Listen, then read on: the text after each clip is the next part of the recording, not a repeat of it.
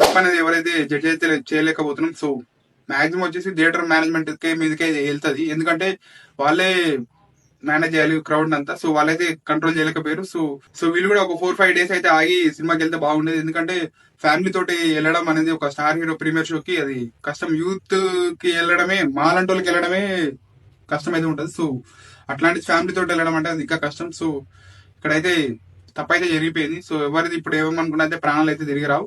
So ఇక మీదటైనా ఎవరైనా family తోటి ఏదైనా స్టార్ హీరో సినిమాకి ఫస్ట్ వెళ్ళాలంటే కొద్దిగా ఆలోచించుకోండి. మల్టీప్లెక్స్ లకి అయితే ప్రిఫర్ చేయండి ఫస్ట్ డే చూడాలంటే, ఇట్లా మాస్ థియేటర్స్ కంటే. ఎందుకంటే అక్కడైతే కంఫర్ట్ ఉంటది, ఫ్రీగా ఉంటది. సో ఎవరు తొక్కిసలాట అనేది ఏమి ఉండదు.